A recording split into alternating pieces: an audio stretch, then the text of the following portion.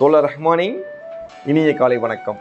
இன்றைய திருக்குறள் சிந்தனை, சென்ற இடத்தால் செலவிடா தீது பொறி நன்றின் பால் உய்ப்பது அறிவு. அதாவது மனசை அது போகிற இடத்துக்கெல்லாம் போக விடாமல், அதாவது இன்னைக்கு பீச்சுக்கு போகலாம், இன்னைக்கு படத்துக்கு போகலாம், இன்னைக்கு அங்கே போகலாம், இன்னைக்கு ஊருக்கு போகலாம் இப்படின்ட்டு பசங்களோட சுற்றலாம் அப்படின்ட்டு எவ்வளவோ சிந்தனைகள் நமக்கு வரும். மனசு அப்படியே அலைப்பாயும். அப்படி மனசை அலையப்பாய விடாமல் அதை தடுத்து நம்ம கொண்ட இலக்கு இதுதான், நம்ம இங்கே தான் போகணும், நம்ம இதான் அடைய போகிறோம் அப்படின்ட்டு ஒரு மிகப்பெரிய இலக்கு வச்சுருப்போம். அந்த இலக்குக்கு உண்டான வழியில் கொஞ்சம் கொஞ்சமாக நம்ம முன்னேறி போகணும். ஒவ்வொரு நாளும் அதுக்கு உழைக்கணும்.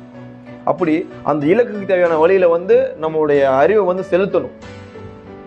நம்மளோட மனசை அதுக்கு செலுத்தி அதை நம்ம இலக்கை அடையணும். அதுதான் அறிவு அப்படின்னு சொல்கிறாரு.